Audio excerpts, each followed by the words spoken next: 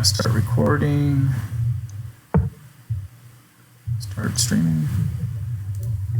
And I'll see what you're talking about in a minute, I suppose. Yeah, and hopefully the sound is okay. Let me check that before I see an advertisement. Here we go.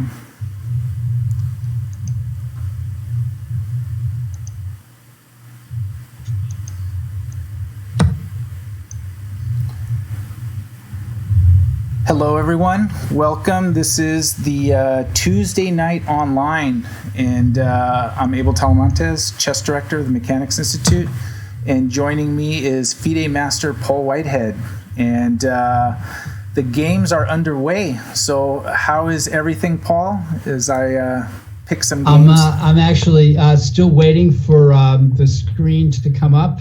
Yeah, you got a little lag because on my computer I've got a little lag. I'm Actually, it looks like the last tournament here. So this is round one of the Tuesday Night Online, and from what I see, we have 43 players currently. We'll probably get to 50 by the time everything is out. FIDE Master Kyron Griffith is here, looking to defend the title. Okay, so that's I'm good. with it. And actually, there's a lot of strong junior players in the tournament. Wow, I don't know what happened, but I just see that Ethan Boldy made quick work of Adam Mercado. I'm ready for whichever game you want to throw at me. Which game? Right now, I have Dragon in action and KN VSB. I think that is Stuart Katz. Okay, now I'm seeing A-Boy 415 versus Ed Bat. And Yeah, I'm guessing that's Ethan Boldy. Yeah, believe it or not, and I'm looking at the time, right? This is G10 plus 2. These guys are not taking enough time. I mean, I'm thinking about it. Almost all the pieces are off the board. Obviously, Black's got the rook and the queen extra, but this happened in minutes. Yeah. So, well, that's chess during the pandemic for you. Yeah, I guess this is how it's done. So let me go to some games that are currently in, and actually, Kyron Griffith is playing Barbara Goodkind in round one. Eat dinner. I pulled up the game, so you should see it shortly. I'm watching it right now.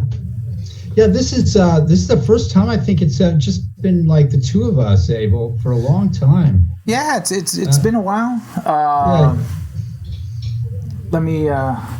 Yeah, I've got the game up here, Kyron. It's a complicated position here. White doesn't want to tolerate the knight on e4, but there goes White's good bishop. This is, I think, Eat Dinner has quite a reasonable game here. Looks like Kyron maybe is thinking about playing f5 followed by knight f4. Yeah, and she's a pretty tough opponent. Actually, I played her a few years back at the U.S. Amateur West. The team I was on, actually, Judith was on my team also. So it was the Goodkind sisters and two others, and I was on board 2, and I got paired with Barbara, and Lauren was on board 1. Well, Kyron has the plan here of just blowing the game open with f5. F5 is, it's funny, this white bishop is threatening to turn into a menace in this particular position. It's not clear, though, and I'm not sure that Black maybe is going to meet f5 with e5. It's an interesting idea. And let me flip over to, actually, let me take a look at this game. Actually, this will be an interesting game, and you'll see it in a little bit. It's Okay. Akko Hidari, who we know is a strong 1900 player. Sure. And he is playing someone that's fairly new. I don't think he's played our events in a while. It's Kevin Pan.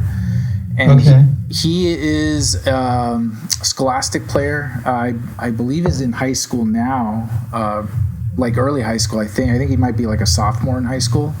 But, he's 2250 USCF. So Black has a very nice game here. Yeah, so it's nice to see Kevin play in the tournaments. Yeah. Well, we're doing fine here, Abel. There's not much of a lag at all. And, Houston, we have touchdown, or however you put it. Well, we think. So I put it in the chat. Just if somebody's watching, if even just one person is watching, let me know if the sound is okay. We were having some technical issues with the sound. I'm hearing yes, so I'm very relieved to hear that. Hey, Sricharan. Perfect. Are you playing, Sricharan? Yeah. If not, why aren't you playing? Yeah, Black is doing well here. Oh, good. The E4 pawn is weak, and Black has a nice structure. Okay, so let's. And so White's playing a little cheapo here. Knight takes E4, Queen takes G6, but actually that doesn't even work. Knight E4, Queen G6, Knight takes D2. Well. Yeah, I think this doesn't even work. Knight E4, and if Knight E4, Bishop E4. Well, here we go, right? Then Queen G6, Bishop takes G6. So, and Black takes it off. So yeah, I'm not sure that that White seemed to play for a cheapo that was actually, well, you could call it a cheapo, but. Queen G6, Knight D2. Let me flip tactics, to this. Everybody. Tactics, yeah. So now, yeah. My next chess column for the newsletter is going to be called "Tactical Shots for the Practical Pots," which was a phrase of John Greaves. Oh, perfect. So that's an ode to him. Yeah. Well, practical shots for the tactical pots. So here we go. This is who's 2008 king? I forget. That is Sriram Krishnakumar. So he's a 2200 player. He's wrapping this game up without any problem at all against Clarence Lehman. So yeah. Frank James Marshall's biting the dust here against Capablanca, or Marshall Capablanca. The kids are getting better. Yeah. All right, so he's going to close that show. And here's another good game. We have some really good first-round games, and now I'm flipping over to this game, and we have Abhinav Panagalapati, who we know is pretty tough in all our events, playing Mansoor Mohammed, who's black in this game. Well, Black seems to be doing okay for himself here. The E5 pawn is a little weak, but maybe Black can just push it along. I think that's coming here. Queen moves, pawn E4, pawn E3. I think Black should be okay. So White might try Queen B5 here. Looks like Black's going to be just completely fine after E4 and pawn E3.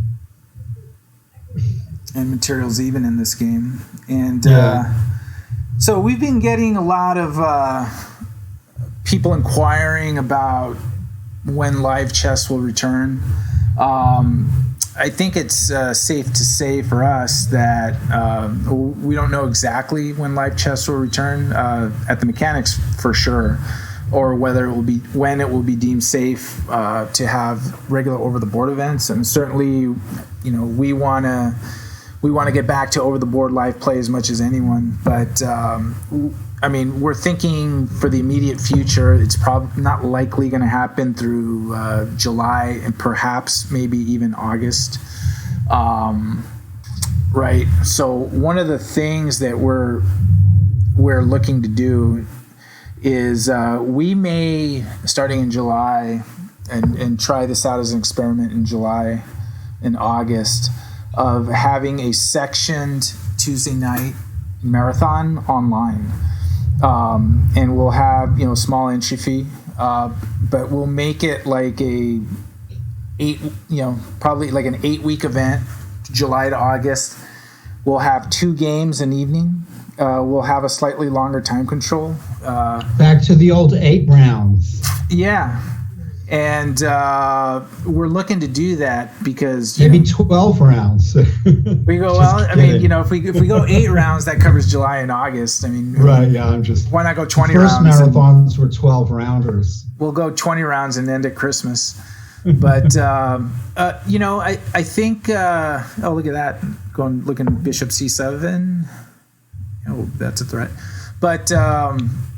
We're looking to go that route, so if anyone's in the chat wants any feedback, we'll probably announce that in the newsletter that's we're looking to go that route, because I think we need to maintain, we want to maintain the Tuesday night something exciting, and we've done this free fun event, streaming it to kind of maintain that continuity, that excitement, that fun. But if we're going to be in chess lockdown for another couple of months, maybe it'll provide that, kind of raising the stakes, so to speak, and, infuse some action and life into the Tuesday night. And maybe trying an 8 round where, 2 games a night, over 8 weeks. Sounds like a great idea. Or over 4 weeks, and doing 2 separate tournaments. And that'll take us through the lockdown until the club opens. Yeah, so we're looking to do that, and we'll see. We'll see if that, not that, we need to make things more exciting, but just something different, something to think about.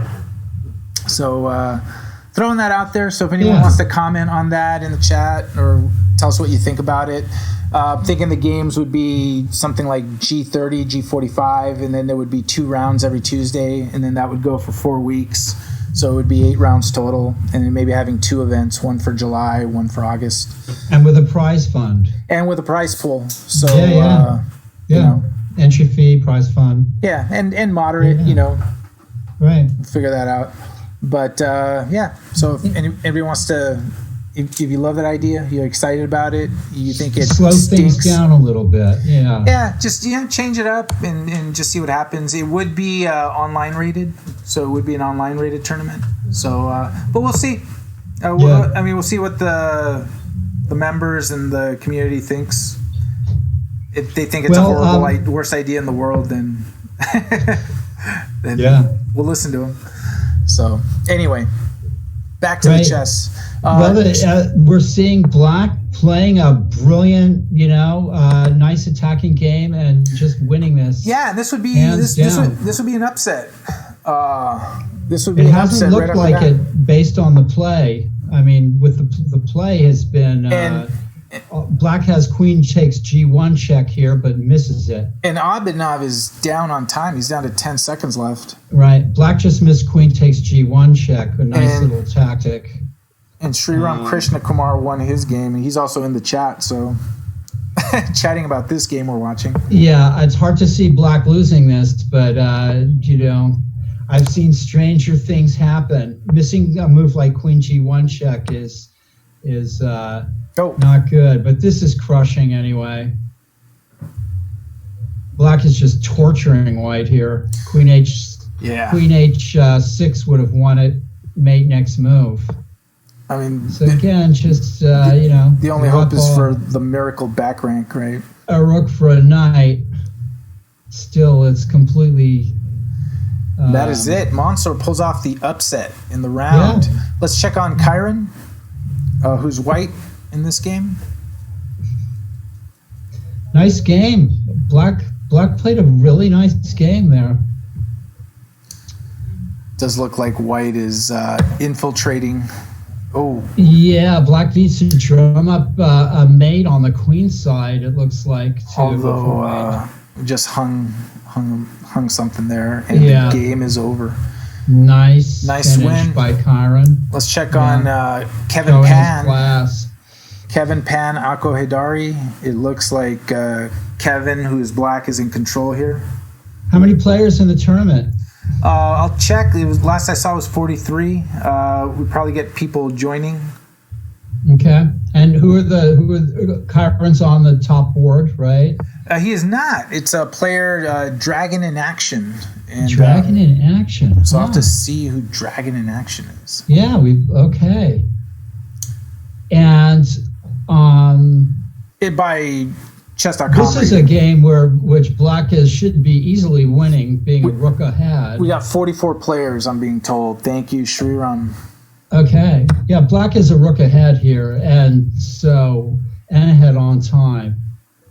But it's, as we've seen in the Tuesday night tournaments, anything can happen. And he's now a rook and a bishop ahead.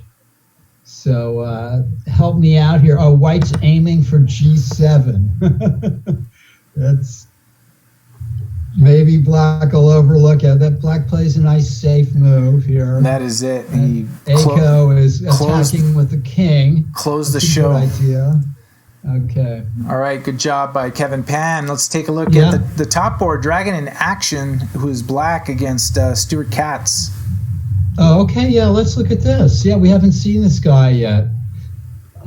Dragon in Action. Good chess handle. Yeah. I probably likes to play the dragon.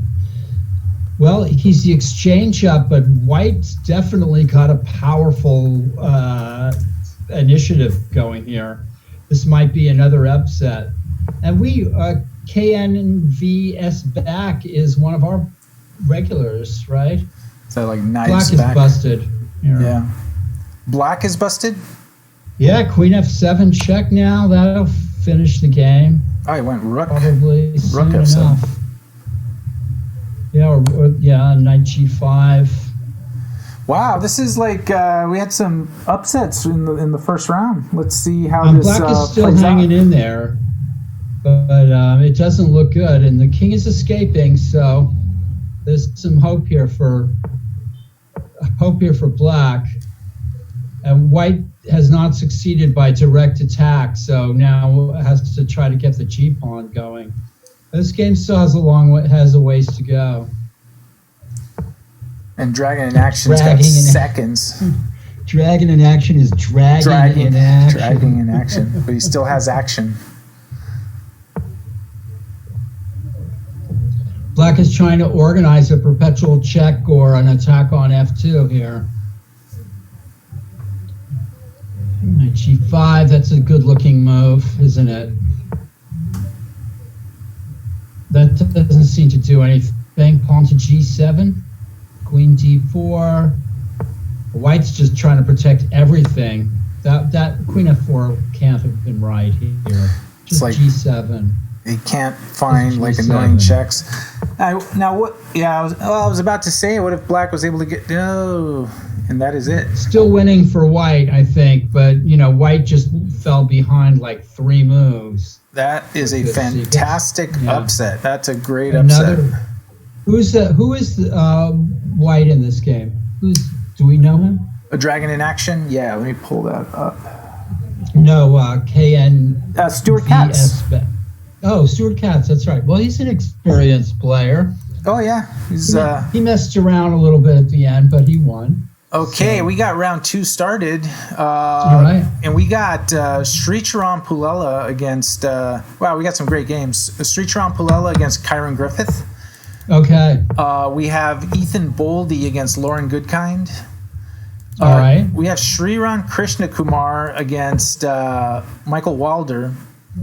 Okay. And we have Jeremy Cawthon against Rohan Rajaram. So some good games. Let's check on Kyron. Let's keep it on the first board for a few minutes. Who is now the top board? Let me pull up that game. But let me go back to Kyron here, and let's take a look at that game. So this is a Sicilian pawn to C3. White has the isolated queen pawn, and black will try to play knight B4 to D5. White maybe shouldn't have let Black play knight b4 here. Although then knight b5. So. And for anyone watching, and I'll write it in the chat. Over the next probably 2 weeks, it may even go to 3. I'm writing an article for the newsletter on the history of the People's Tournament, and not that it hasn't been done before in parts, but I just want to do it from the historical perspective, and then just my perspective, having co-organized the event for a few years, and just for those that don't know, I had my quote-unquote chess career back in the mid-1980s, like 1984 to like 1990. And so I was, part of it, all of chess back then with Lyra and, the Peoples and... Golden ages of chess. Golden age, in the Bay Area. It was big. There's always been a golden age of chess. Yeah, there's always, the Bay Area. Right. It's an amazing place to grow up and play chess. It just really is. Yeah, there's always something somewhere, and a lot of stuff here in San Jose with Francisco Sierra organizing. That's right. Tournaments, and then Jim Hurt with Lyra. I was always playing those. That was a lot of fun. So we'll talk about the People's Tournament, and go Bears, go Berkeley. I think it was the first People's Tournament started with Alan Benson? It was played in Hayward, actually. Is that right? Yeah, Hayward, and then migrated to Berkeley, and that was on the Berkeley campus for quite a while. That's where I played in all my People's Tournaments. Yeah, I actually found an old California Chess Journal that said... it was Nick DeFermian and Vince McCambridge tied for first, and you played that same tournament. You were in there. Yes, I did. I played in that. Yeah, there were some great games and great tournaments held in Berkeley. Let me move on to Ethan Boldy and Lauren Goodkind. Black's doing great here. Kyron is sort of getting what he wants from these kind of positions. Okay. Ethan Boldy has built himself up a nice position here. Although this is a great move by Black here, exchanging queens just right before White can play Rook d1. A move like that has the possibility of just equalizing the game right away. Black's pieces are a little insecure over there on the queen side, but White has a nice d6 square and still some more space, but a move like queen d3 can really be just the move that Black needs here. Now maybe queen e2 and knight takes a2. There's a pawn hanging there at a2. Didn't want to take it for some reason. Well, might take it now after bishop e4, and now knight takes a2. Can still do it, huh? Yeah, I'm not sure why that was an opportunity. Or no, right? What if you take on a2 and then rook a1, and you recapture the rook with the knight? No? Yeah, that's true. That's true. And short-sighted of me. Well, I don't know. I don't know if I'm right. Well, let's see. Or you can take it with the bishop, actually. Yeah. Well, here we have Black has done well here to avoid. Oh, he took the rook. Disaster. All right. Now what? Now what if knight takes e2? I'm slightly behind you. Yeah, Black can just play knight takes a2 here. So, Lauren, take your chance. She's playing it safe. And just for the viewers, I've had I don't know what's going on with my account, and I'm hearing now that it's pretty common. For quite a while, I was unable to go to the chat of any tournament. So when there would be online events, I'd actually be following it, but I wouldn't be able to go in the chat, so no one would know anybody's around. And I'd be relaying. I'd have to enter events and play them, and then tell my opponent, please tell them that my chat's not working, and that things like that. So, but I'm in the chat now, so I don't know what happened, but apparently... I think Lauren Goodkind is outplaying Ethan Boldy here. Well, Lauren is tough. We know that. Yeah, she's winning a pawn here. This is not good for White. And you know who else is playing? And now another pawn with knight takes e5, probably. Oh, then knight c2. I don't see the trick. Knight takes e5, knight c2, bishop g6, pawn c5. Oops. I don't think that's going to work. I just switched. We have Erica Malikan has made her return to mechanics. Wow. Oh, that's great. And she is Erica, playing. Welcome back. She's getting a welcome by getting paired against the winner of the Tuesday Night Online 2 weeks ago, Anthony Rosenwasser. Right. So let's. Who's winning a piece? Yeah, and then will be the exchange down. Erica is playing a great game here. Oh no, down a piece. Yeah, she just lost Knight that one. G6 and King H3. Yeah, still down a piece. I tried to give her props. I did it at the wrong time, right at the moment of defeat. So, but you'll get another chance. Yeah. So no, but happy to have her back playing. Let me go to this. Should be an interesting game. This is Sriram Krishnakumar against Michael Walder in round 2. This is great that we have matchups like this so early. Jeez, look at this. It's a slugfest.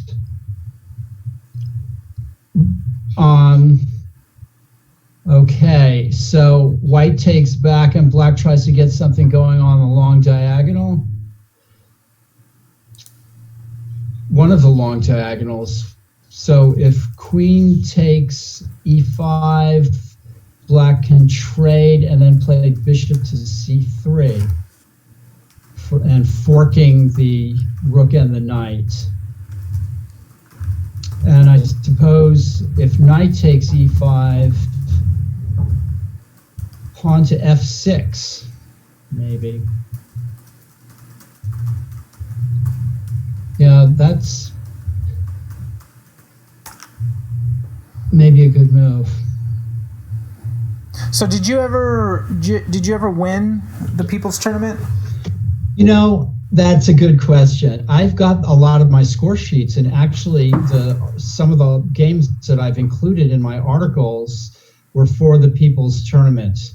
I don't remember winning a People's Tournament. Although I don't remember a lot of things, but I don't think I won it. I'll just go ahead and say that I don't think I did win it. Let me go to Kyron Griffith and Sricharan. Kyron is Black. Okay. This is a very interesting game too. Kyron's been putting on the pressure here. Dynamic position, you know. He's been putting the d4 pawn is still weak. White's trying to trade queens. Queen d1, rook d1. There's nothing directly possible for Black to win anything there. So I'm trying to find some other way of finagling that. Black's got a good light squared bishop. Black will still be better after Queen d1, Rook d1, but Kyron's has a promising game here. Maybe Queen h4, threatening knight takes d4. Maybe White would play Queen g4 then. But then that Queen g4, knight g4, bishop takes d4. Yeah, there's various possibilities. Okay, Queen g5. This threatens bishop takes e5 as the primary threat. And Queen g2 mate. It is the candidate move for sure. It's got to be the first candidate move. All right, so What can white do here? Bishop e4 is not going to work. It's going to lose. Bishop e4, rook e4, bishop takes e5. White has to play something else. He plays g3. And now black wins the exchange with bishop takes e5, I think. Let me switch to this game because it kind of looks interesting. It's Rohan Rajaram against Jeremy Cawthon. Okay, I think black wins the exchange here with bishop e5 unless I'm missing something. Yikes, look at all these complicated games. Unbelievable. Yeah, everyone's trying to get a piece of the Tuesday night online. Right. All right, so black's queen is hanging. If queen c7, rook c7 with the idea of playing rook to other rook down to d7, I suppose. But black has to try to play rook c8 here. He can't allow double rooks. But maybe white can... We might just be simplifying and black's up a pawn. Yeah, with the a pawn ready to run. Yep. Looks like it's going black's way so far, All right, sure. Let's check in on Lauren. Wow, we got to an end game here. All right, let's see it. Yeah, she was... Lauren was doing very good in this game. This is got to be a technical win for black. And now it's winning a piece as well, so it's just she's played a good game. Yeah, this is resignable for sure. But nobody ever won a game by resigning. Yeah, and Ethan definitely will not resign. Tuesday night marathon. Ethan is definitely not resigning. Let's check on Good game by Lauren. Well-deserved victory. Yeah. I thought White's play was very careless. And that'll be great for her stream because she streams while she plays. Okay. Or she records. She records while she plays and then puts it on YouTube. So shout out to Lauren for that. So we still have a complicated position. I guess black. Okay, so white played knight g4, bishop d5, knight g4. And black is just really sitting pretty here on this position. Although white's got his chances, you know. Actually, let me pull up let me pull up Elliott Winslow's game. Elliott who? Yeah, I know exactly. I got to show him some love. Yeah, he probably is. Yeah, we have to look at Elliott's games for sure. Very fine chess player. And speaking of somebody who might have won the People's Tournament in the past, Elliott's one of those people that might have won it. Huh. So his opponent offered him a draw, and Elliott has declined it. Well, yes, because the structure favors black tremendously here with the d5 square. This is a classic endgame. Black is much better here, whether it's a win or not. And actually, that's interesting that you say that because, you know, I look at it and I'm wondering, you know, I don't know who's better, but you see clear. The d5, the isolated d pawn that's on the same color as the bishop, and the d5 square, which the black king and the black knight can go to. You know, but black has to create some weaknesses in the white camp and can't just, you know, be exchanging all the pawns. And it looks like Elliott's got the time to do it. He's got four. Yeah, he's got more times than his opponent. Yeah, I mean, but this is not, you know, maybe now knight f6 followed by king d5, and then the knight to another square where it attacks d4 or threatens. You know, this is much better for black.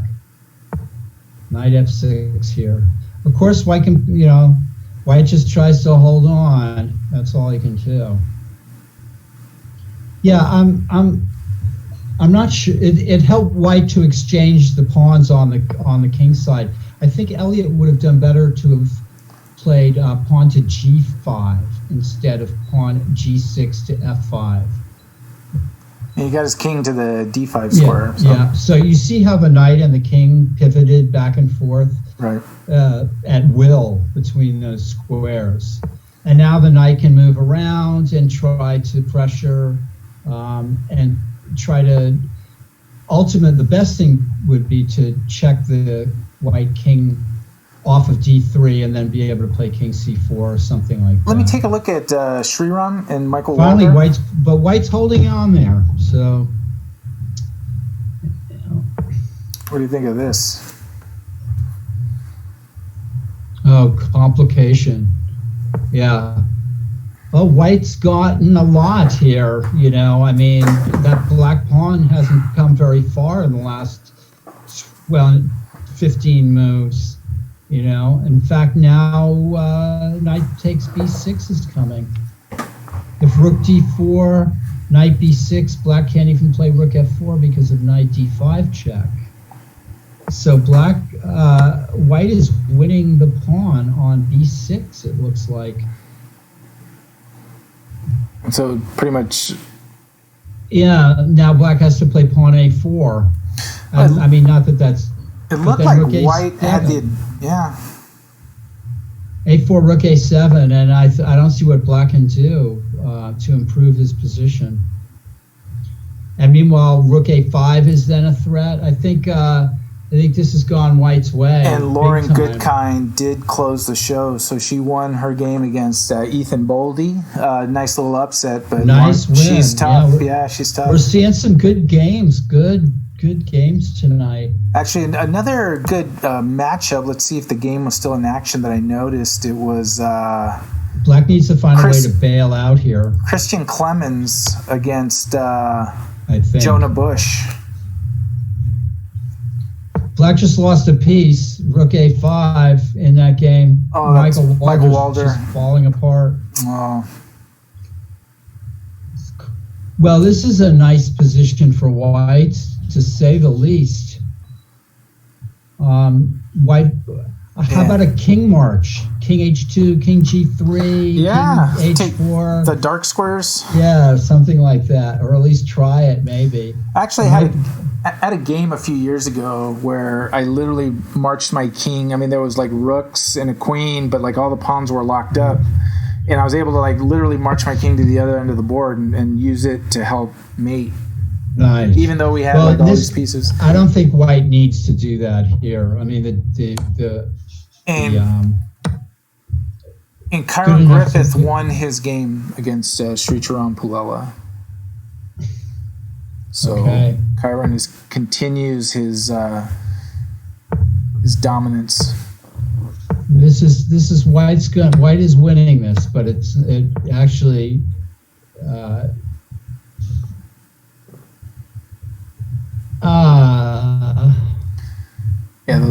those two passers be too much? Huh?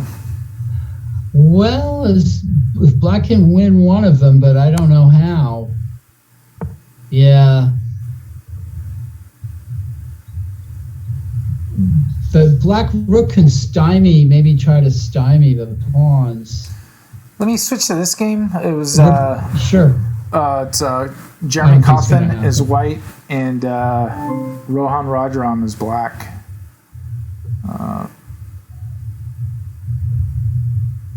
White needs a miracle here. Yeah.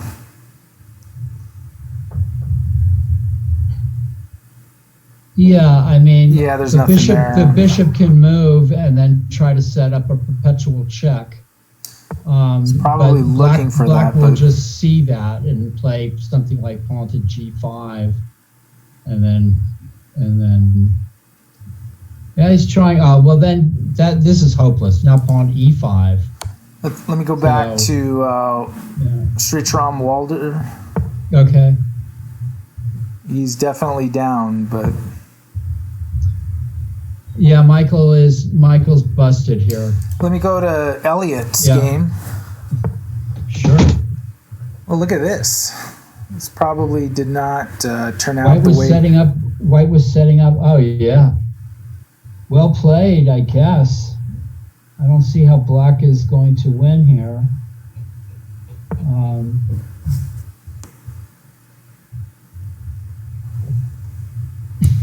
White can probably play f4 or king g1. King g1 looks safe. And Christian Clemens did win his game also.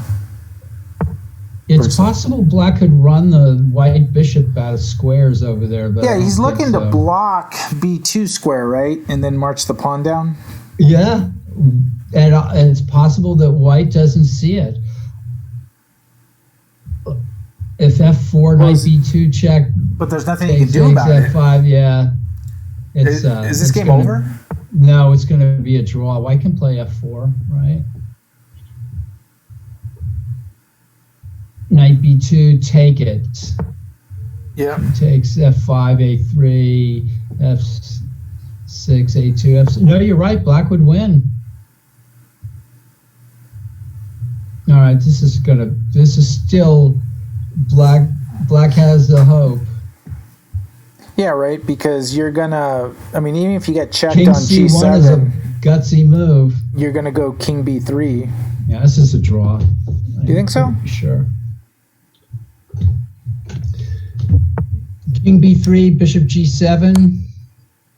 No, then king b3. Oh, bishop g7. No. Actually, maybe black can mate white. Yeah, well, exactly. That's what I'm. Oh, yeah, but he didn't do it.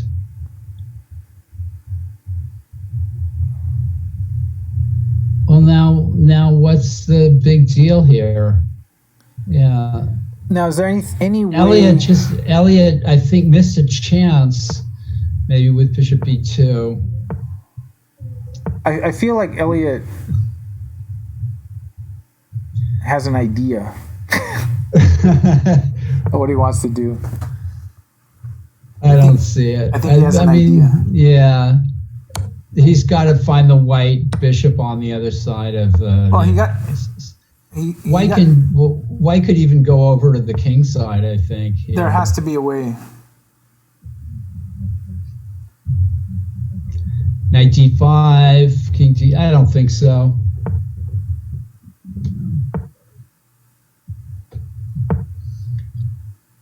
Even if you can play knight to b2, what's it gonna do?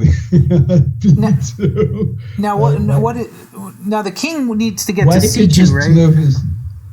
Black's king wants to get to c2 and then b1. Yeah, that would probably be good, but I don't think he could even get there. I don't think it's possible.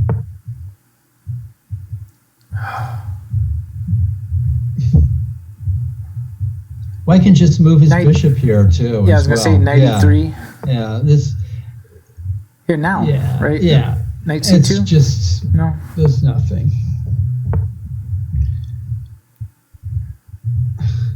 But it doesn't matter. Put knight c2. I'll just go move my bishop ball. Oh, there you go.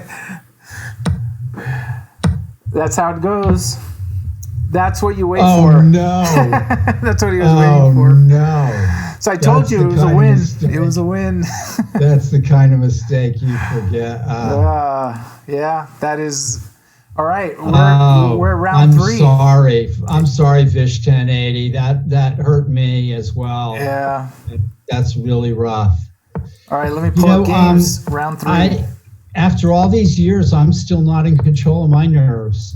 In a situation with a lot of time. We got it takes a lot of self-control. And on the top, you have to have it to be a champion. On the top board is Kyron Griffith and Christian Clemens, two past winners of the Tuesday Night Online. Fantastic. And a great game on board 2 with Elliott Winslow and Sriram Krishnakumar. Okay. We have Rohan Rajaram. I think it's Sathwa Sivakumar on board 3.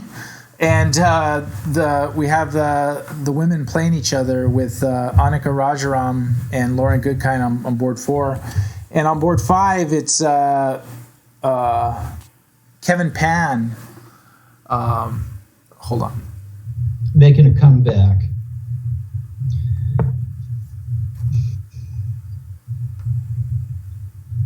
So Kyron is playing this b3 stuff again. King's Indian attacks with bishop with a queenside fianchetto. And it's good to experiment with different structures. Sometimes players around Christian Clement's strength don't always have the right ideas in these situations, and you can end up, with, for example, here, Black plays Bishop B4, but does he want to trade on D2? I'm not so convinced of that. So right away, I think the Bishop should have just stayed on E7 or gone to E7. I'm not sure which was the last move.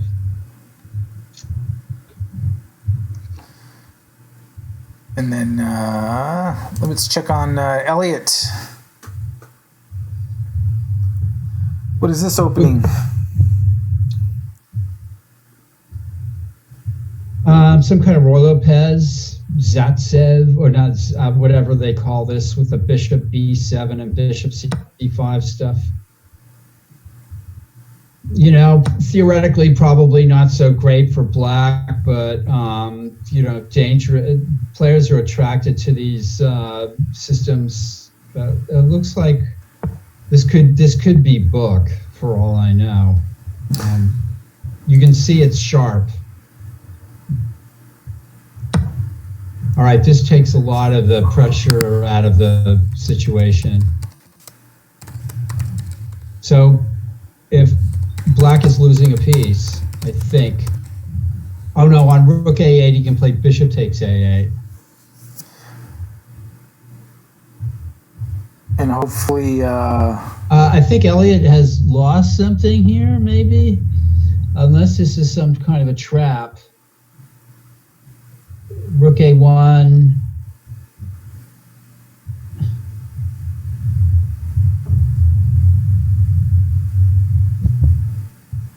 Yeah, I think Black's lost the exchange. And White's lost the exchange here. Whether he has compensation for it or not remains to be seen. So I think Elliott might have slipped up a little bit there. Tactics. Yeah. If Black plays Rook takes A1, then White can only take one of the bishops. I'd take the one on B7, I think, because that pawn is dangerous. But then Black can move the bishop, the other bishop. That's what happens. Yeah. So, and then hopefully for Black, he can scoop up the B7 pawn and win the game. Yeah, Elliott seems to have fallen for something here. And it may be the consequence of that long game that he had to grind out. And Bishop A7 looks a little safer than Bishop to B6, if you follow my drift. There might be some tactic with pawn E5 and yeah, here we go. See, this is exactly the only. If the bishop was on A7, Black could just take on E5 without even thinking. But that pawn about to queen means that the back rank is a little weak. I'm not sure how that's going to play out in real time, but. So got some tomfoolery going on here. Possibly. Yeah, exactly. Let me just check in on some instincts, some mechanics players here. We have Nicholas Boldy as Black here. Okay. Playing Slime 9, and I'm not sure who's Slime 9. Slime 9, that's my favorite. Who's Slime 9? I'll have to look it up. Actually, I'm not sure. Yeah, Slime 9. Go Slime 9. Slime 9 is down a pawn, and that bishop on H3 is just doing nothing. So, Black has all the chances here, but you have to, Andy Kim is Slime 9. Black has all the chances here. So White has some outside bishops of opposite colors thing possible, but. So thank you, Andy Kim, for playing a mechanics event. So White wants to play G4, G3. How's this bishop going to get back in the game? Yeah. This is definitely tough for Slime 9. All right. Shall we zoom back to board Elliott? Who's Elliott playing this game? Sricharam, Krishna Kumar. Did we see that game yet? Yeah. This was the 7th rank. Oh yeah. But yeah, let's look at this development. 26. Yeah, this is. I mean, I'm not sure where the beef is, but again, this pawn at b7 is White's only chance to get anything going here. If Black's bishop was on a7, he'd be happier. And here again, Black can't exchange because of takes, and bishop takes d7, and then there you see right away there's the back rank problem.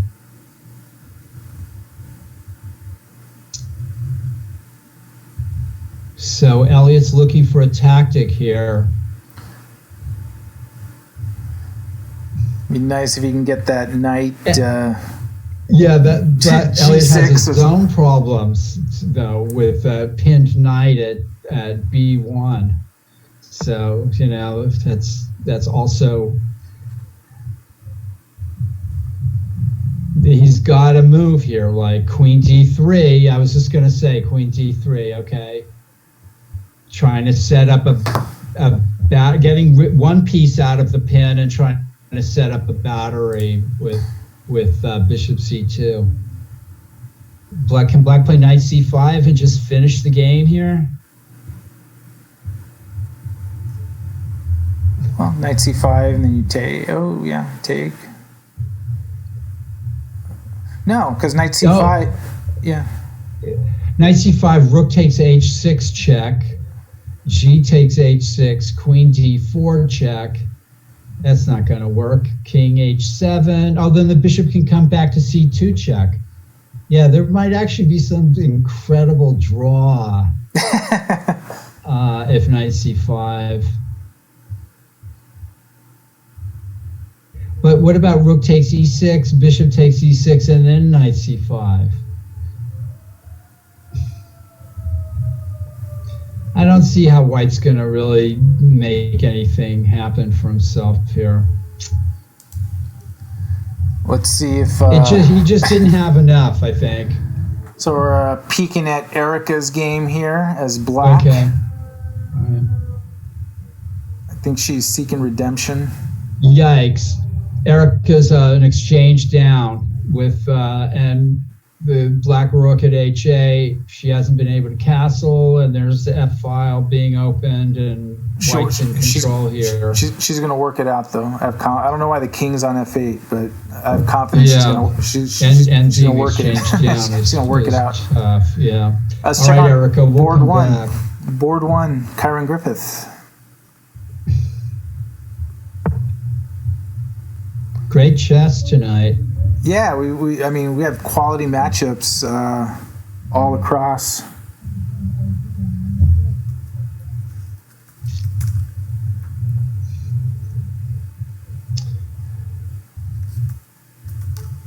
Let's see.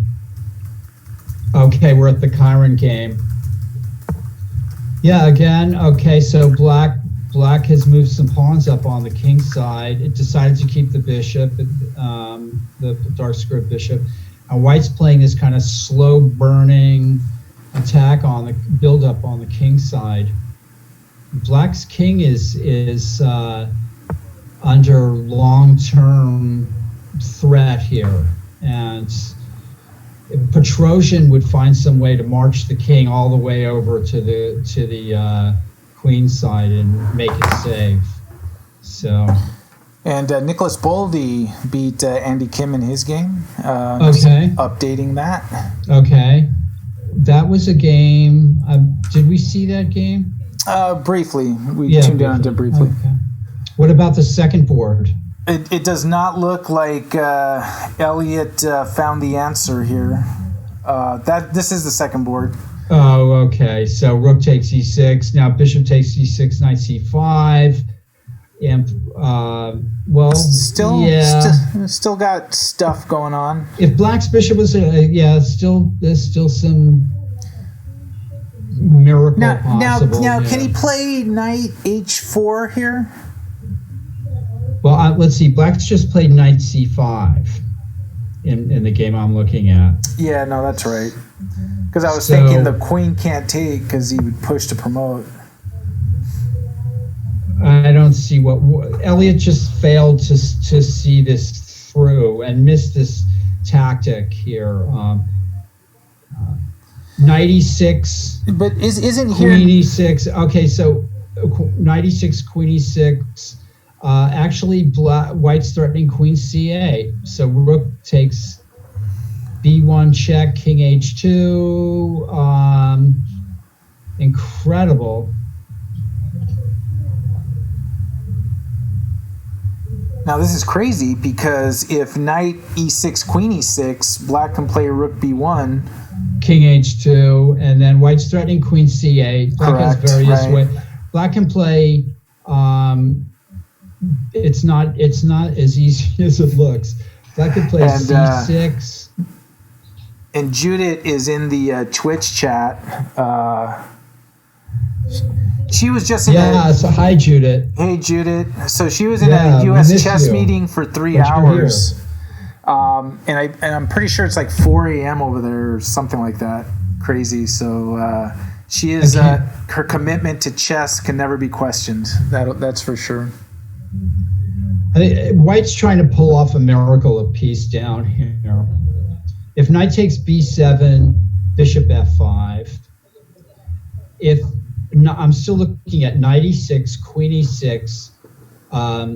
Rook takes b1 check, king h2. All right, now the threat is there's nothing stopping queen c8, right? Like this. Yeah, no. So I'm trying to think of a move for Black there, and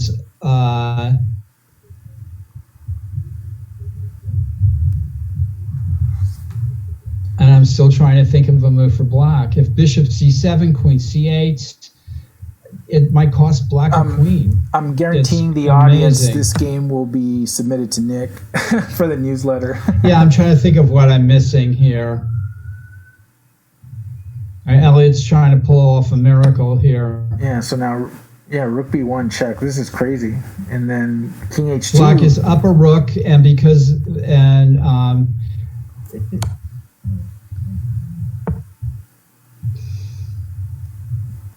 pawn c6, queen c8.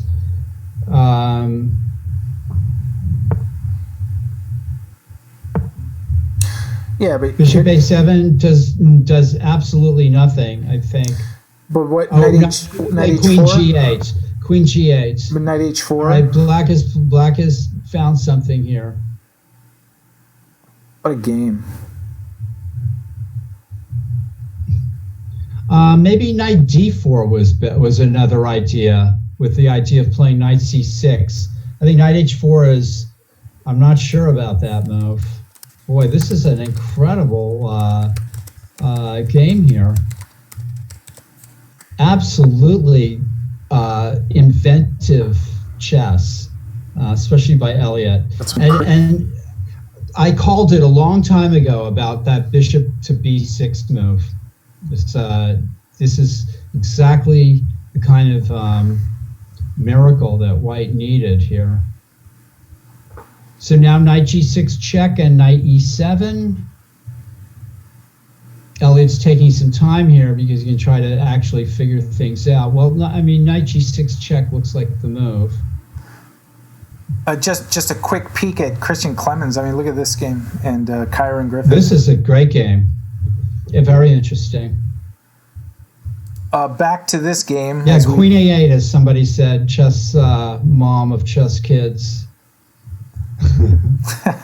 Good observation. that queen a8 is a possibility in some of these lines too. Well, then Black can play queen b8, and then there's a stalemate of pieces over there on the queen side. Actually, a great position for a problemist. Look at this. White is actually going to queen by force here. Incredible. Absolutely unbelievable. Brilliant play by Elliott. Unbelievable. What a game. This game, there's all kinds of interesting elements in this game. Amazing game. Really, this is imagination, folks. He is. He's on another level. Great chess. Right now. Great chess. And we were there to witness it. Elliott could never claim that we didn't sing his praises. Yeah, we basically devoted the whole round to his game. And with good reason. That was very exciting. There was no other chess going on. But look at this game. Like, there's action all over the place. I really like the way Christian has played this. Black has achieved a lot here, and bravely the king has marched to g6. Now, really nicely played. Now, the one thing about Christian is he gets in time trouble, and I'm noticing he's about to get under a minute, and this could be a factor.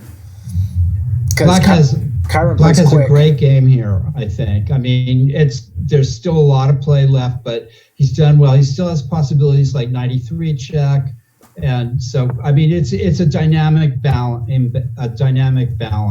going on here. Yeah, nice win, Elliott. We were singing your praises. Absolutely great game. Yeah.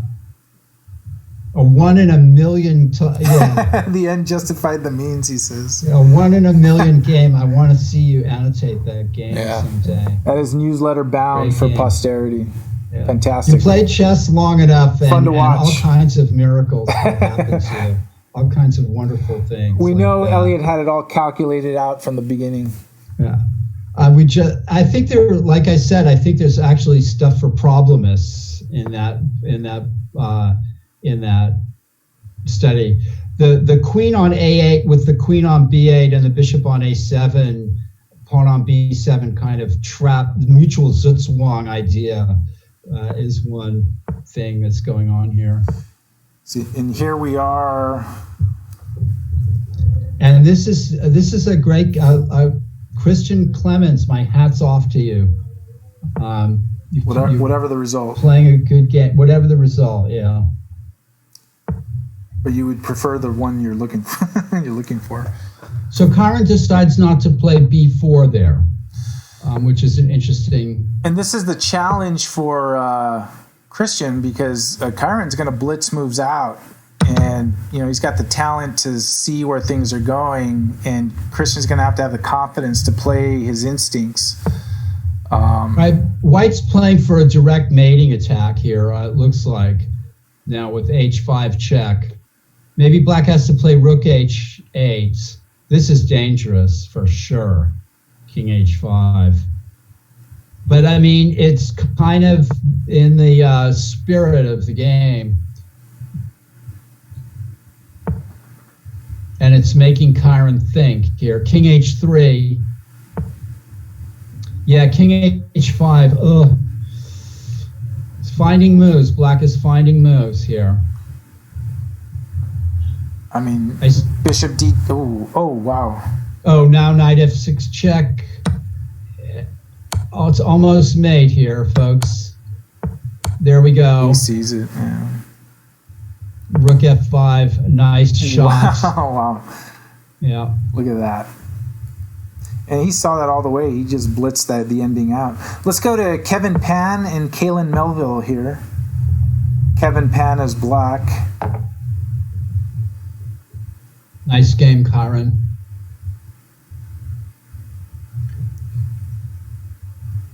Rook d1.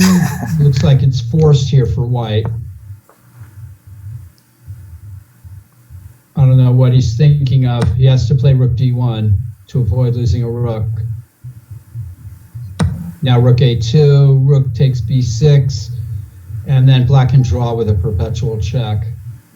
Knight h2 check. And Black should probably take a draw here, although positionally he's much better and he's got more time. Maybe White will go into the corner and get mated with rook h2. He's going for it. And actually, Kaylin's another player that sometimes time betrays him. King e5 doesn't look like okay, White stops the king from coming around the other way. That's actually probably a wise move. Yeah, now h6 and g5. Black. This doesn't do anything. Rook h2. I don't think. Rook's f4. Now let's hope Kalen holds on to this because h6. Oh, okay, the knight's hanging at f3. Black is trying to blow this here. Knight g2, king g1, rook e2, rook f2. you just take. Can you just take Then the you pawn? can trade and take on b3. That's right. You can't do that. All right, if king g1, rook e2, rook f2, then black can trade and play knight b3 with a sure draw. All right, so maybe white should have played b4 there. And now he's going to go. Black is going to try to win this just because of the time. Right. But objectively, he's probably not winning. And this is tough for Kalen because he has time issues. And Kalen is who? Is Mangonel? Mangonel, yeah. Yeah. And Erica Malikin pulled it out and won her game. White just blundered another pawn, I think. I could have played rook b5. Yeah, this is tough. This is sort of an area of the game that if and you know, this is particular to Rapid. If Kalen could improve the time management part a little bit, he'd fare so much better because this is a challenge, right? There's another pawn that just went. Well, the challenge is always to improve areas of your game that you're weak in. Yeah. I mean, there's only one way to do it, and that's to, look at it, work on it, pay attention to it, and, overcome it. There's no other way. And Annika Rajaram defeated Lauren Goodkind. So okay. That's a big win there. Yes. All right, is this the last game of the round here? If it's not the last, it has to be one of the last. It's still possible that white can draw this. Probably really? White should draw this now. Well, with why not play king e3? I guess not. Oh, black can play knight f4 here. Now it's lost now. No. White might have had a way to try to. Yeah, that's too bad. And Kevin Pan pulls it out, and it's tough. It's tough with the kids because they don't give up. They're playing all the time. Let's see who's still. 2 more games left. One of them is Ethan Boldy and Mansour Mohammed. Okay. Those guys are good players. Oh, sorry. I'm closing out other games. But this is the game in question. Okay. Erica won a game. Great. And this game is... This is Ethan Boldy and Mansour. This could very well be a draw if black can nip one of those pawns. And now, why doesn't black play rook takes h6? I have no idea. Trying to win by allowing pawn to g5, then knight f3. But there's no. So black is not playing rook takes h6, trying to win the rook as though he'll be able to win this. But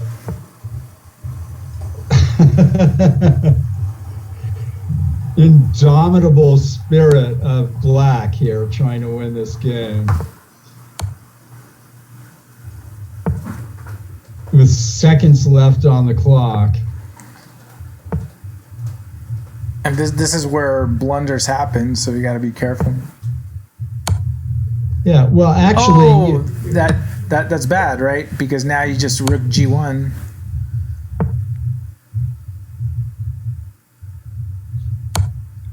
Well, this is... Oh, wait a minute. Yeah. Pawn g7, it's still a draw. Because you'll just go rook a8 or rook g1. Well, this is a kind of a fitting result to the game. If they agree to a draw and somebody doesn't crack up here. That was a nice little trap right there, right? Because if you deliver the check, then the knight interposes.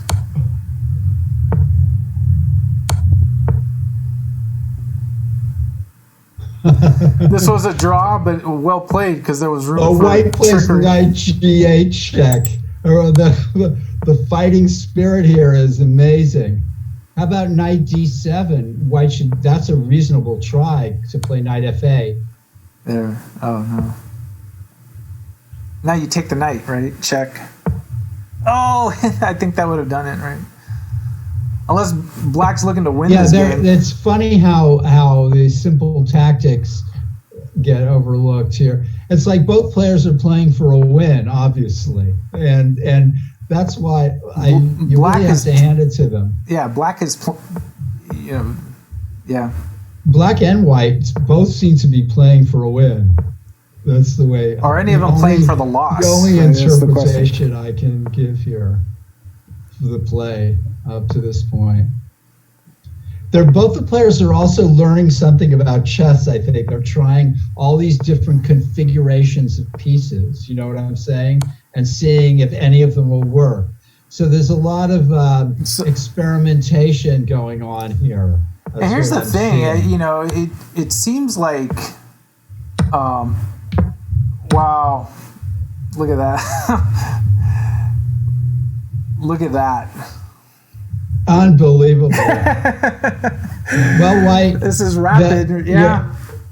And the funny thing is, like, Ethan, like, he passed on the draw several times. So did Monsieur. Yeah, and it seems like, what are they thinking? And this is it, right? I mean, these guys. They're both playing for a win. They're finding out about chess. They're throwing paint at the wall. Check this out. Board 1 in round 3. Kyron Griffith, Elliott Winslow. Oh, good. This is a great rivalry. Let me pull up games here. Setting it up. Okay. Yeah, this is great. We got the action going. Don't mess with me versus Kurotani. Okay. Yeah, that's a battle of the kids. So let's take Kyron is black. Elliott's got white. And Felix German has, Yeah, I guess. So this is an opening that I know very little about.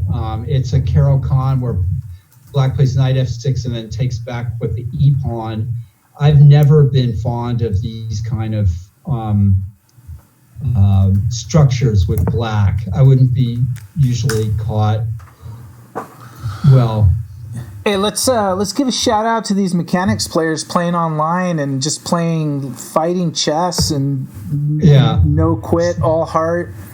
Yeah, there have been some great. That last game was I think the most fighting spirited game I'd seen in a long time. It's like, why didn't he just take the draw? I'm like, wait a minute, he's playing for a win. He's not playing for a draw. It looks like Elliott might have fallen into some prep here. Just because of the speed at which Kyron's playing. But that's usually the case with a sort of a homegrown variation like this. Oh. Well, now rook takes e2. Was Kyron Elliott just falling for this? He's going to get queen h7 check. So, and then pick up the g point. Or is Kyron fallen for something? Yeah, is there... Black needs to bail out. Black needs to bail out with bishop takes h2 check and f5 or something. Right. Because if the queen gets to h7, h6, queen h7, king up, and then rook e1 check. Rook e1.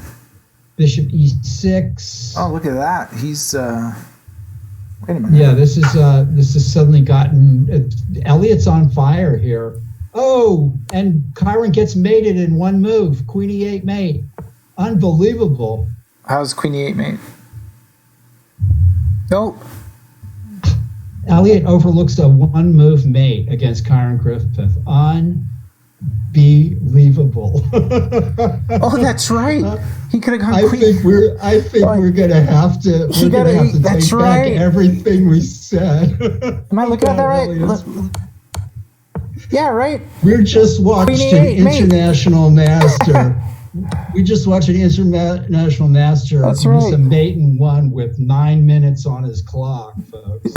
That is right. It was Queen E8. Instead, he's choosing complicated Here's the replay. variation. There's the replay right there. We can analyze that one in the newsletter till the Queen cows come E8 home. right there would have done it. So, wow. Chiron blunders horribly with Queen C7, and Elliott misses mate in one. Well, I predict Chiron wins the tournament after that. now Chiron wins. He finds a way. Although Elliott's left with a strong attack after rook E1. Yeah. So, a game of many vicissitudes. Okay, so now rook E6 check. And Paul, this is chess, right? Where you play so brilliantly in the games prior and see insane things, and then only to miss mate in one. This will give us all hope, folks. Everybody practicing, painfully going through their puzzle books and practicing those mates in one, or mates in two, or something. We have a question in the chat. What is your opinion on playing the King's Gambit? And Miss Red Roses, is that playing the King's Gambit as white? What do you think about that? Well, I think you need courage to play the King's Gambit. So you've got to look at Elliott's just playing an absolute monster game here. Rook E6 check, and now Bishop C4 check. King's in the middle of the board. The bishop at H2. He's just playing incredible chess. Here, is Chiron brave enough to play King F5?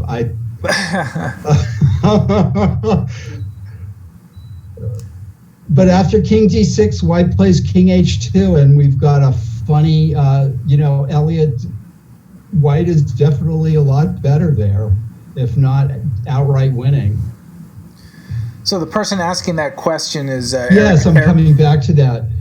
It's Erica Malikan. She's certainly not short on courage, so I think King's Gambit fits her quite well.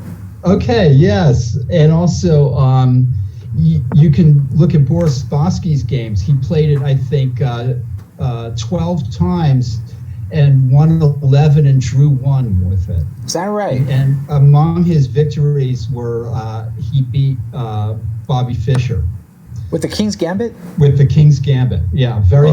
Fischer analyzes it in my 60 Memorable Games. So Boris Spassky and David Bronstein is another player who played incredible King's Gambits in the modern age. So I say go for it. Why not? Why not? All right, so Chiron. And look at that, Elliott bravely plays Queen F7, doesn't even take back the bishop, and now can play King H2 anytime he feels like it. And he's a pawn up with the better position. Black has got to try to engineer some kind of perpetual check here. Maybe,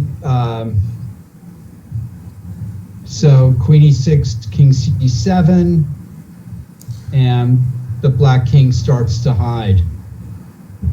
And Chiron, let's just remind everybody, Chiron has escaped a mate in one that was staring him in the face. I'll never let Elliott forget this.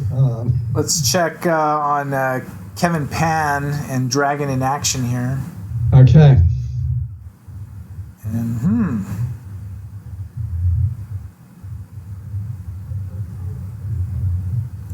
white is up. Yeah, Black doesn't look like he stands much of a chance here. Something happened there, right? Yeah, Black is actually down the exchange. Yeah. Let's check in on... there is a queen at C7. EM the Chess Shark against Ethan Boldy. Black has some nebulous hope here. Nebulous hope. Nebulous hope. Well, this is what happens when you play the French defense. You got to put up with stuff like this. And this is why I don't play this opening. I don't like getting checkmated. So And Yeah. it's for brave counterpunchers and brave souls tier. Speaking of brave souls, there's another king close to the middle of the board here. Felix German's king against Sriram Krishna Kumar. Well, black has a nice active king here. It's not. Yeah, because we're at the end situation. game. Yeah, we're not in. And also, it's taking an active role here. They're kind of blitzing it out and here. black. Oh, okay. So unbalanced position. Of course, white must be better up a pawn, but these black pawns are nicely placed in the center. Also, 2 rooks on the board. Can he push the rook pawn? endings are so complicated. They're so complicated. I was wondering if he could have played e4 right there. These are very difficult positions to play. They defy analysis, a lot of the time. See, black is creeping in there. Yeah, why does white chase the black king into e4? You've got me. That looks like a move played without much thinking. You have to go back rook g3, and black is gained 2 moves and is able to play rook takes f2. All right, let's take a look back at Kyron's game. White was not using his noodle there. Is that a chess expression? You're not using your noodle? Noodle? That's a I think it's a life expression. I don't know if it's specific to chess. Well, Kyron's putting up stout resist. This has got to be, much, much better for white, of course. He's up a pawn with a bishop versus a knight. Pawns on both sides of the board, unbalanced position. This is just looking really, really nice for white here. Elliott is in form tonight. Elliott's in form, but he could have gotten a lot more in, I think. Let's peek into this game. This is, and I'm talking about mate and 1, everybody. Oh, he won't live that down. He better pull this game out just to save face. Here we got Sathwash Sivakumar is white against Annika Rajaram. Black pulls out knight to e5. Taking advantage of the pin. White goes back there, and now I guess knight c4. I'm not sure if they're repeating moves, maybe. Knight c4, queen d3. Were those the last couple of moves, maybe? This is the last sequence here. Could be a grandmaster draw, for all I know. That's the sequence. Yeah. Maybe black will play knight c4 and queen d3, and we'll have a peaceful outcome here. Let's check this game out here. Dragon in Action looks in control here. So Dragon in Action is back in the contention. Yeah, and let's go back to Kyron's game since this is. And we are in round 4. We are in round 4. Gulko fan is asking a question. Yeah, that's Michael Walder, and he's having lag in his game, the game that he's playing. So he's asking if he logs out, can he come back? My experience with players is that when they log out, then they're sort of kicked out of the tournament. Right. Although Clarence Lehman in the game chat was saying that he has been able to come back, so it's sort of risky. I'll just say it's a risk, but not 100% sure. We're gonna look into that and get the answer to that. Looks like to me like this should be a win for white.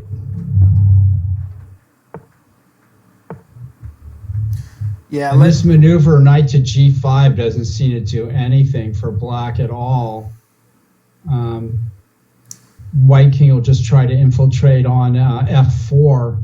So the knight was just as well placed on f6, I think, or f4. No, f6. Yeah, I think Elliott's on his. This looks like a smooth victory for white here. And Elliott has to be careful he doesn't exchange too many pawns like we've seen him do in a previous endgame. There's another. Elliott's played the most beautiful game of the tournament so far, though. That was something else. That's sublime. That'll be the next game of the century. Yeah. So shall we move on to it looks to me like this is Elliott's game to lose, as they say. How about this one with Sriram and Felix? It's almost resignable for black here. So bad, I think. Resignable for black? And this is, again, we've got this double rook endgame.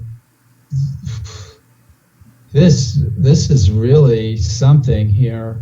So black is threatening to win by playing f1 check.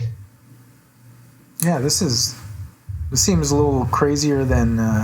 Do the players want to agree to a draw? Black doesn't play rook takes a6. He's homing in here, trying to win the game. But rook f3 check is an effective response. So what king e3 just doesn't seem to do anything. Yeah, this is just did not take into account the strength of this rook f3 check move. Yeah, so this looks. And now white can play rook f2, and again we see a situation in an endgame where a player just gains 2 whole moves.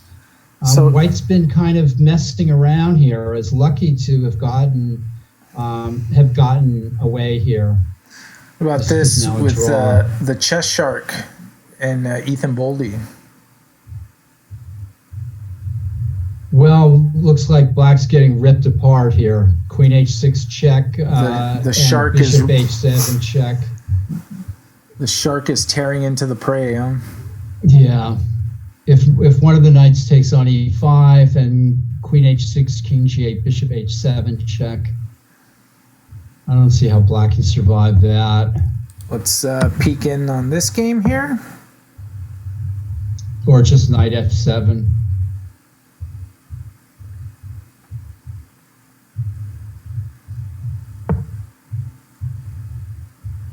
Yeah, I mean... It's like the king can't quite get in there just yet. Yeah, black is trying to, get as much, get some counterplay here. White should be able to win this. This is one of those... This has definitely got to be a win for white. It's just a question of being super careful and using the bishop to sort of control. Like, if he goes knight I would have played h6, it sort of locks the king out of getting close to the pawn, right? At least for now. But king g5 wins the knight. Yeah, there's no formation there. Black has to try for tricks. And otherwise, there's just, I don't see how he's going to... Bishop g8 here. If that was Elliott's idea, was to keep the bishop on that diagonal. Bishop g8 looks right. And then king g5.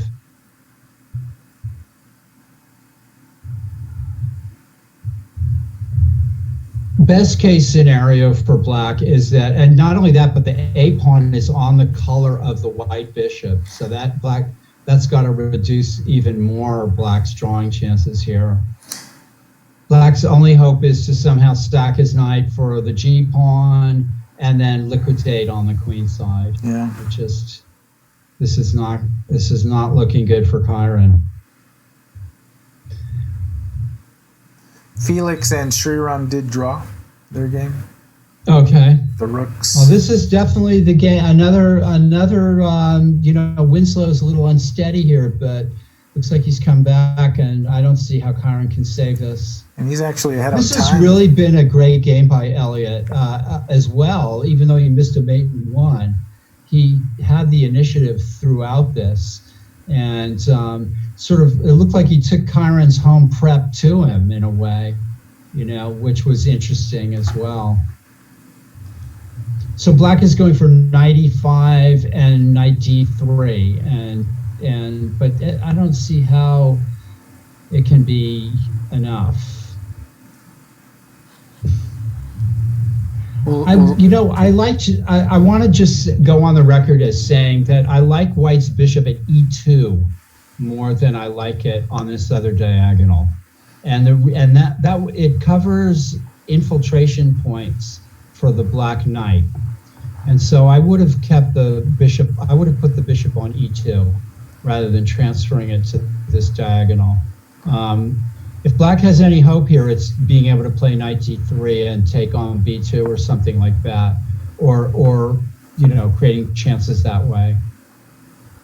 So I think the white bishop belongs on e2. It still may be possible to get it back. So here we go. Yeah, if the white bishop was on e2, Black wouldn't have any way of infiltration point in this situation here.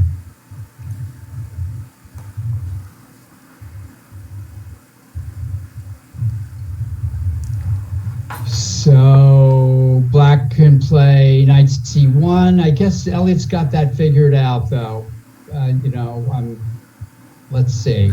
Now, if they lock that pawn up, yeah. This is Karen's only hope is to, but now white should probably just trade on b4 and play pawn to g4.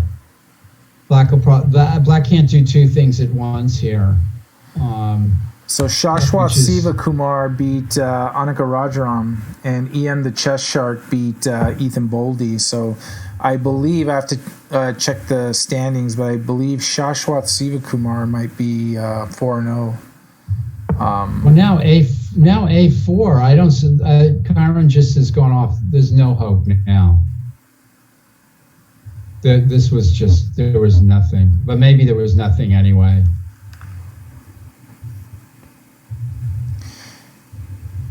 You know, Black trying to do some kind of blockade now. But this is it's an interesting idea. Endgame. Yeah, it's an interesting idea. I mean, but so I'm guessing white should just come in with the king now to king g5 first, but maybe just play g4. And Dragon in Action defeated Kevin Pan. So.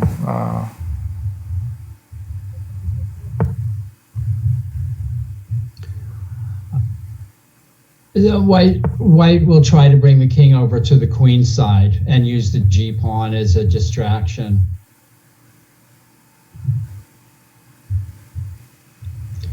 Black's knight has some mobility, but probably not. You know, it can't stray too far because white can play pawn to b4. This is tough.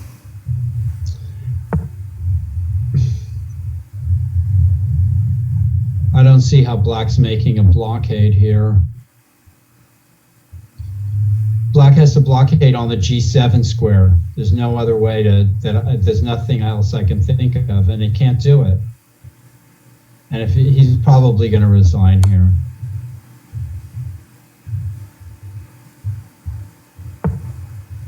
Oh, g5, knight f5 check, maybe bishop e6 now. Ooh. Does Elliott fall for something here with this? Not being careful there.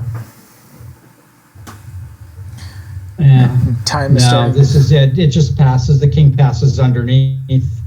King g6 and king f6. Yeah, there's nothing. Black had nothing. Yeah, Elliott had this all figured out. Nice and smooth. Nice to black. White had no trouble here in this endgame. Yeah. Bishop d5, maybe. Then king e5. Black is still like a mosquito. Bishop d3. It's like hanging around. King e5. And now king f7. There's no blockade. This is it. That's it. Even if the b pawn was off the board, it would be a win because of the bishops on the same color as the queening square. There it is. Great win. Yeah. It could have been much easier. Elliott's taken Chiron a couple of times. He's The old masters, they still know how to play chess. Yeah. All right, let's see. And interesting opening prep too. I'd be interested to see what Elliott has to say about the opening. And Erica Malikin is playing Kaylin Melville here with Erica's white. And she got a draw by repetition down a rook. So congratulations. Perpetual check. Yeah. So good job. Congratulations. And that was one of the last game of the round is Chess Appeals, which is Kevin Fong against Vish 1080. But we have an opposite color. This looks very draw-ish. Dead drawn, yeah. Although we're watching the Tuesday night marathon. And the final round will be Shashwath Sivakumar, 4 out of 4, against Elliott Winslow, 4 out of 4. And there's Elliott's no one with 3.5. No one with 3.5. And this is the final round, huh? And final round coming, and this is the last game of the. It's gone very quickly this evening. It's been exciting, and believe it or not, this has actually gone longer, I think, than. Black allows pawn to b4 check. That's just the kind of thing. Again, Black is allowing pawn to b4 check. I'm not sure that he meant to do that or even saw it. It's just the kind of thing that the kind of miracle that happens in these endgames. Now they're back to just this 50 move rule. Does the server call it a draw with no pawns? It does. Yeah, okay. It knows the rules. Right. Is Black going to play King A2? Oh no, yeah. And Jonah Bush is in the chat saying when Black moved Bishop A3, White missed, B4 check. And I think that's what you saw, right? Yeah, I'm not sure if it won. It looks like it might have won because then B takes A5 and I don't think Black had a way back. C4 check. 50 move rule was called by the computer. Wow. So that answers your question. Something new every day, yeah. All right, so here we go. Final round for the championship. It's going to be Elliott Winslow and Shashwath Sivakumar. Anthony Rosenvoss are playing on board too. Rohan Rajaram and Lauren Goodkind. Annika Rajaram and Akko Haydari. Got some great games to look at. So these are the two perfect scores, right? It is these two right here. Oh, okay. Not it's coming those up. Two. Yeah. Those two right there. Elliott Winslow, and he's Black, playing Don't Mess With Me. And Don't Mess With Me too is Shashwath Sivakumar. I'm actually right. And is he in the chat normally? Not normally. Or watching the stream. I'm saying that because we don't want the players to overhear our commentary. So and Sivakumar, he's a Scholastic player. I think he's over 2,000. He's got a brother about the same rating. So this will be a good match. I don't remember them playing before. Maybe they have, but. Well, Elliott knows he's playing somebody that's younger than him, and he's always playing someone. Unless he's at home. Is Sivakumar a master yet? No, I believe he's like 2,000 or 2,100, but not yet a master. And I like this, going straight for the H4, F3, G4 and H4 attacking ideas here. Just going for it, trying to win. So the point here for Black, of course, is if White plays pawn F3, then Black plays pawn H5. So this is not as easily black's position is not as easily breached as that. Pawn f3, black plays pawn h5, and white has to maybe in this position play bishop f3. That's another approach.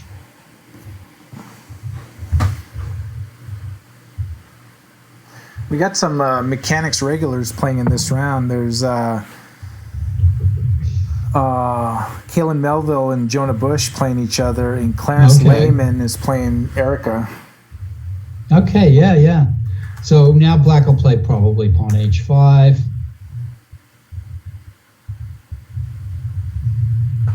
Although then white can play bishop to g5. I'm not convinced white wants to take on f6 anyway. So h5 kind of looks like the indicated move here, and we're probably still in the book, and it's a bit of my ignorance coming through, ignorance of opening theory coming through here.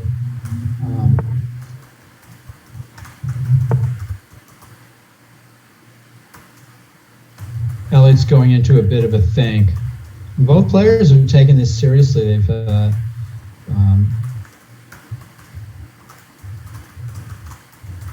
so black has nothing to worry. Black has, well, he's down in space.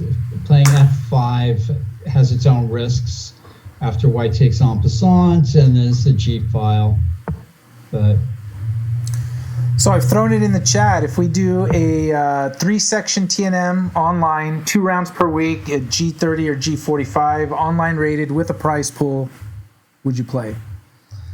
How about that? So let's see. Do you think that is it your esteemed opinion that 3 sections is better than 2?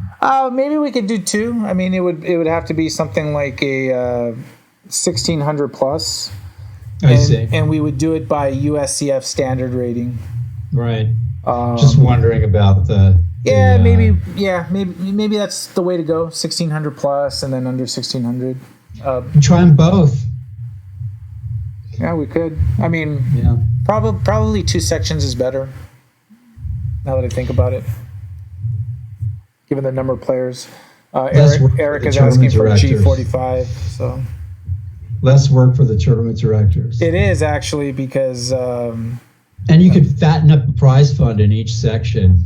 Yeah, if we get more players, we can fatten it up even more, right? That's true too. If they sign up, we can increase it as much as, and moderate entry fee. I mean, we'd probably be somewhere in the neighborhood of like $25, something like that. But then it would be nice to have like 2 games a night over 4 weeks. I mean, that's pretty interesting. And and chess.com does not have that capability, but we, because we would be able to set the pairings ourselves. We can keep track the same as we would any standard tournament. So that's interesting. Even though that capability in itself doesn't exist on chess.com, we have the admin capability to do it ourselves. Very cool. On chess.com. So right. We're looking to start this like in July. So literally we're looking to do this in like 2 weeks. Starting in 2 weeks. So Kaylin would do it, so it's good to know. We're trying to spice it up, but we're anticipating that we won't be back playing live chess like soon. So why not offer something different and something exciting and something to play for? Okay. So I like it. It's coming 2 weeks from now. We'll make a big deal about it. We'll build it up like some monster movie. It'll be exciting. So black has decided to play f5 here, and I'm not sure what black is getting. White's getting the g file and sort of position without too much worries here. And I don't see where black is getting the necessary play. He's trying to win the H pawn, clear and easy. Maybe he's going to take a walk with the king now, king f7. Risky play by black here. Let's peek into Rohan Rajaram and Lauren Goodkind. Yeah. Real quick here. Maybe white has f4 in this position. Okay.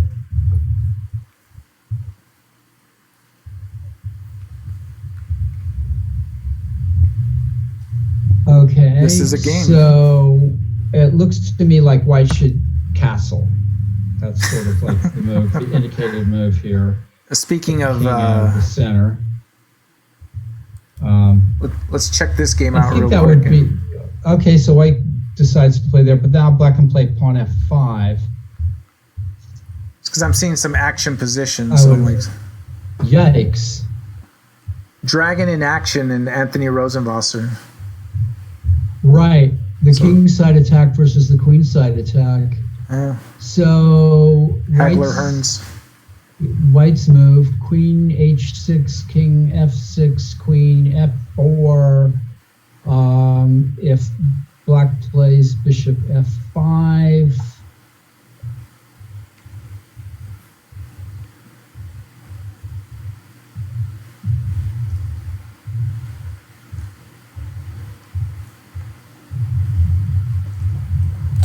So white can't play king takes b2 because of queen a3, king b1, bishop a2 check, and a familiar mating mechanism with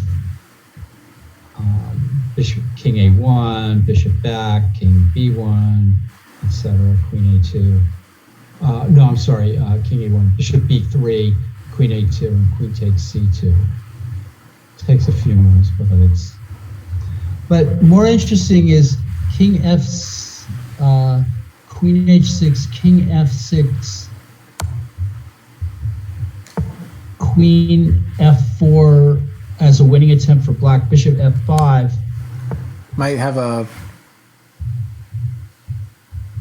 White's just going for a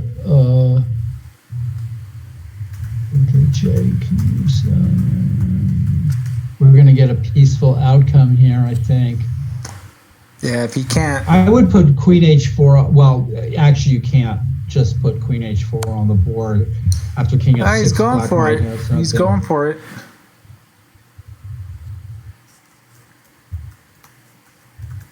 Would it be on a Tuesday night? Absolutely. Oh, yeah, of course it would be on a Tuesday night. It would be the Tuesday. It would be the Tuesday night marathon, Right. modified. The modified version. So, White's playing this unnecessary queen h6 check, giving himself losing chances. That's the only thing the only reason why he'd be doing this. Because black has devastating threats on the queen side, and white maybe he's trying to see if black will play king e5. King e5 is risky, I agree. g5, the queen g5 check is no good, of course, because of trade, and king takes b2, and g5. They bailed g5, out. Looks like they. Okay, a draw. They ended up taking the draws. Let's go I back didn't to have it board quite one. worked out, but it looked. A draw seems like a fair result. And Christian Clemens prefers a longer time control, which totally. Is that a longer time control or a longer tournament? Well, I proposed G30 or G45, and everyone's saying G45. So. Oh, how about that? I think that's a great idea. And we'd have 2 rounds of G45. Well, that's a long evening. Yeah, it would be actually. That's a long evening, folks, with the preliminaries. Think about it. Yeah, I mean, they're used to long evenings anyway. Yeah, it's possible. I think Paul's talking about himself, right? Yeah. Hey, you guys, it's a long evening. It's a long evening. We're used to being there from 6:30 to 11. Yeah, I know. Usually. It's true. Yeah, we'll see. Maybe we'll compromise. We'll do G40. There you go. There you go. So look at this. So Elliott's coming the other way there. Yeah, White's deprived himself of any counterplay by playing, I guess, his knight to G5 and then taking it back with the pawn. And then so there's nothing on going for white on the king side. And then there's the idea of playing for c5, but that's very double-edged. So I think white's made a wrong turn here.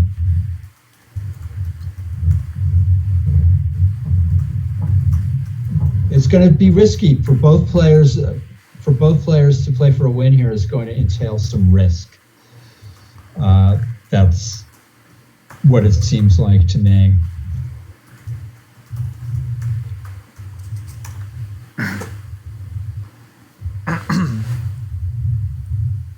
How many people are saying game 45?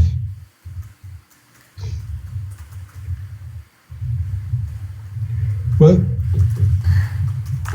this is an interesting game on board one, but it's still undecided. What about the second board? Second board, a ninja trick. Rohan Rajaram beat Lauren Goodkind with that. Well, already on the second board. And then Annika Rajaram and Akko Hidari. And we're in this position here. The second board was Dragon in Action, which drew with Anthony Rosenbasser.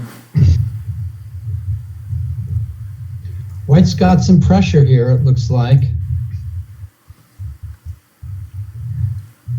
Let me switch back to the championship game here. Actually, let's peek in at the mechanics regulars. We got Kaylin Melville, white against Jonah Bush. We can always count on our mechanics regulars to throw the kitchen sink at their opponent. Yeah, we're seeing that in action all the time. So looks like Black's doing probably well here. Excuse me. Breaking up the queen side a little bit, but also this queen g4, queen h3, trying to take the a pawn.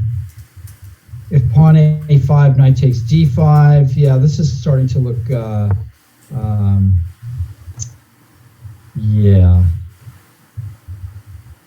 starting to look good for Black. I think he's breaking up the queen side and with weak white structure there throughout.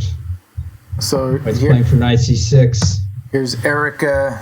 Okay, that's a good idea. Now, will Erica save this? I remember I played a game one time online. I was playing. Who was I playing? I had a king and a knight and a king and a rook. And it's a draw. It's a draw, and I drew that game, although I was sweating it out. But I remember Erica in the chat was wondering if I would be able to hold it. So now I can see if she's able to hold it.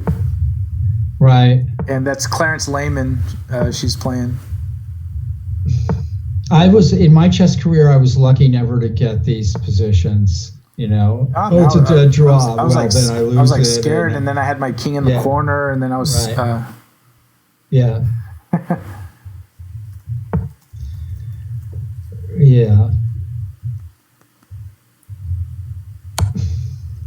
Well, let's go let's see. I'll be following. We'll be following Erica. Let's find another. Yeah, Black should draw this, but let's see how it happens.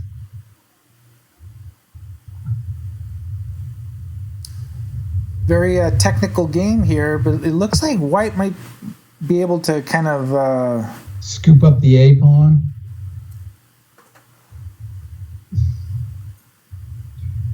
Well, Elliott's going to try to sacrifice the exchange in one way or another. Here comes his pawn. Both players are playing with single-minded sort of determination here. Very double-edged, interesting game. So White can take the a pawn, and Black's going to get his pawn to h3, or who knows, even h2. And there's also the possibility that Black will play rook f3 at some point.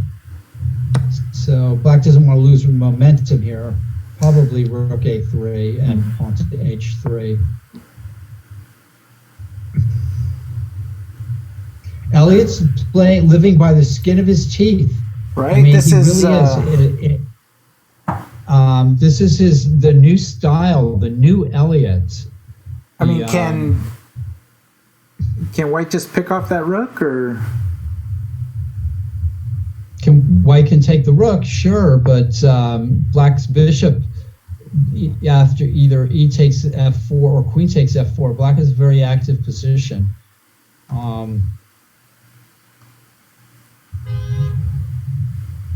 This pawn is coming into this pawn at h3 is a definite threat here. So my guess is rook f3 must be what Elliott's thinking about here. Bishop f3, queen f3. You're attacking the e4 pawn and the bishop. This is White's getting into trouble here.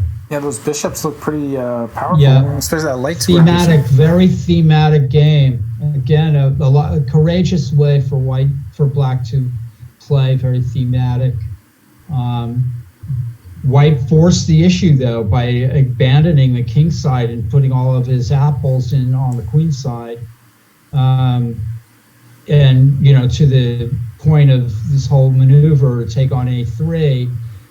But the dynamics, Black is better with the dynamics of the position, and that's what's. I'm following on the side Erica's game, and I think she's going to lose the knight. Looks like Black's winning this now. Queen takes e4, and White's going for a check, easily blocked. Yeah, this is now a winning position for Black. Fine game by Elliott. Can he sack the exchange back, or is it still at a disadvantage? Well, I'm trying to see how he can do that. Pawn h2 here. Looks like White just put himself in a pin here. Oh, I see. Yeah, pawn h2.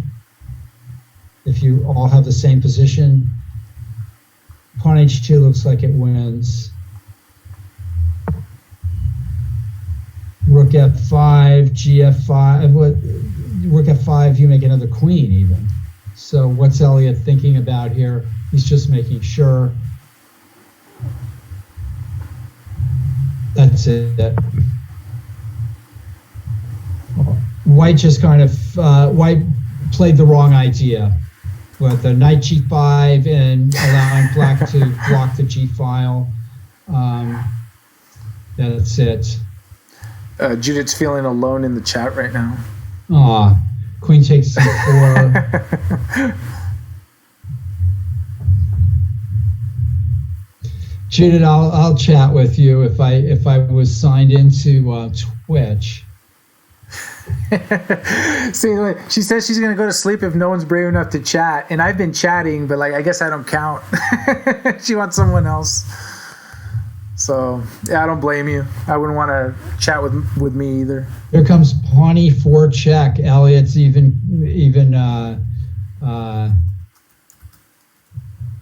playing this brutal queen c2 move, and not queen takes c4, which would have won as easily as well.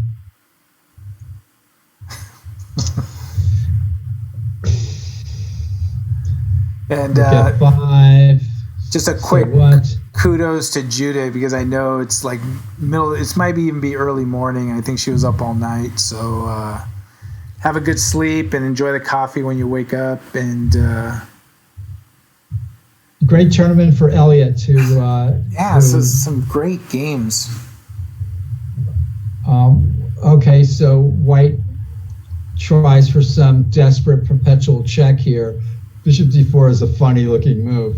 Queen g2 ends the game right here. And he's done it. By h1 queen. Congratulations to Elliott Winslow. Yeah. Played a great tournament. What a tournament, totally inspired Elliott. Elliott, I want you to get on the chat and tell me about your mate in one. If he's even aware of it, right? Yeah, we don't even know if he's aware of it. That's right, Elliott. You've got to get on the chat right now. The final game of the yourself. tournament right now is Barbara Goodkind and Kevin Pan. And just give a quick plug. Grandmaster Nick DeFermian teaches his first online class this Thursday. It's for advanced players, players in the neighborhood of 1,500 to 2,000. So look that up. Go to chessclub.org. And Paul Whitehead has his class tomorrow evening, 6:30 p.m. That's right. You know, for club players in mind. So we got a lot of chess. The mechanics still got the chess going on. Yeah. For how many years now? 165, I believe it is. 165 years. And John Donaldson actually sent me an article written by a San Francisco newspaper. He sent it to me yesterday from 1891, where they're writing about the Mechanics Institute Chess Club. So that's super cool. And Kevin Pan gets it done. So I believe the tournament is over. Elliott Winslow, 5 out of 5. Deserved winner. And Shashwat Sivakumar, even in defeat, gets the second place on the tie breaks. And EM the Chess Shark with 4 out of 5. Fantastic tournament. It's like I'm saying, I'm waiting for Elliott to get back. He wins the tournament. He overlooks a mate in one and still wins the tournament. That is class for you. That is absolute class. And then I'm curious if he realized it at some point that he missed it, and then just still was able to deliver the goods.